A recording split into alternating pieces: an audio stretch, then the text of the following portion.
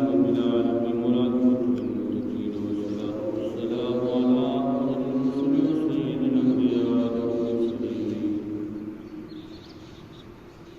وعلى آله وصحبه أجمعين.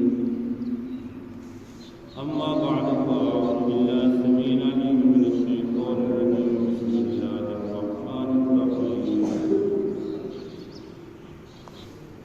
وآتوا النساء صدقاتهن نحلة فإن تبن لكم عن شيء منه نفسا فكلوه هنيئا مريئا.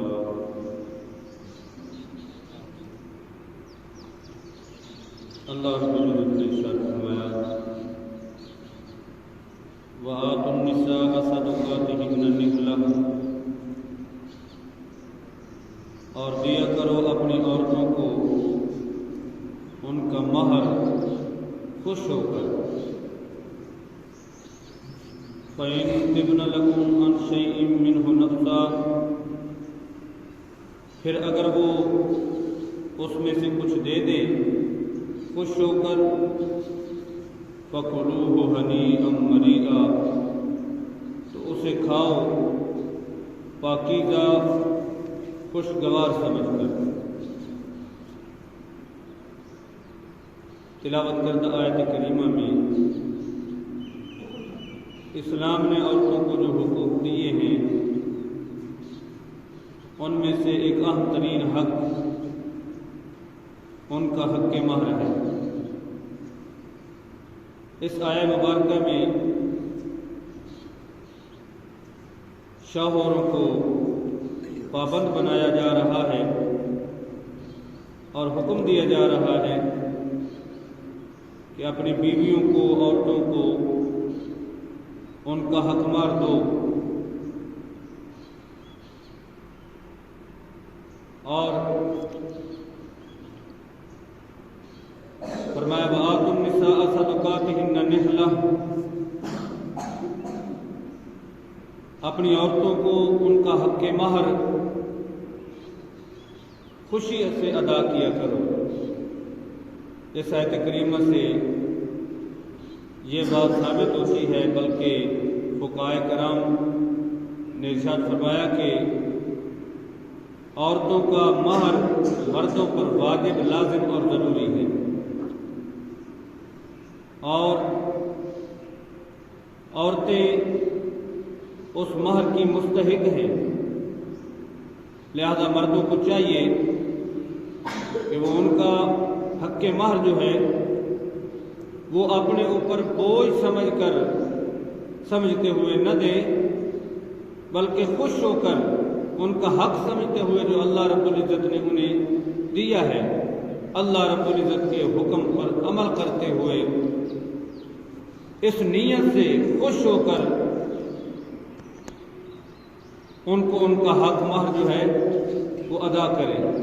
اور اسی میں ہی ان کا دنیاوی فائدہ بھی ہے اور اخروی فائدہ بھی ہے. تو بہرحال عورتوں کا حق مہر جو ہوتا ہے وہ مردوں پر واجب اور لازم ہے.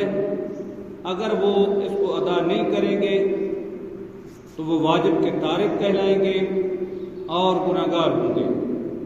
اور جب بھی ادا کریں تو اس کو بوجھ سمجھ کر ادا نہ کریں، بلکہ ان کا حق سمجھتے ہوئے، حق شرعی سمجھتے ہوئے اللہ رب العزت کے حکم پر عمل کرنے کی نیت سے ادا کریں. انہیں دنیاوی فائدہ بھی نصیب ہوگا اور اخروی فائدہ بھی نصیب ہوگا. عموماً اس موقع پر چرب لسانی سے کام لیا جاتا ہے اور طرح طرح کے ہیلوں بہانوں سے اس سے جان چھڑانے کی کوشش کی جاتی ہے. اس طرح عورت کے دل میں بھی جو اس کا حق شرعی ہے، عدم ادائیگی کی صورت میں نفرت پیدا ہو سکتی ہے. اور دوسرا یہ ہے کہ یہ اللہ رب العزت کے حکم کی بھی خلاف ورزی ہے. لہذا اس سے جان نہیں چھڑانی چاہیے، ایسا کوئی طریقہ رنگ نہیں اختیار کرنا چاہیے کہ جس میں ان عورتوں کا حق جو ہے وہ ختم ہو جائے، ان کے دل میں نفرت پیدا ہو جائے، اور چرب لسانی سے یا ہیلے بہانے تراش کے یا موڈ آف کر کے ان سے جبراً اور زبردستی معافی نہ لی جائے، بلکہ اپنی طرف سے حق ادا کرنے کی کوشش کی جائے۔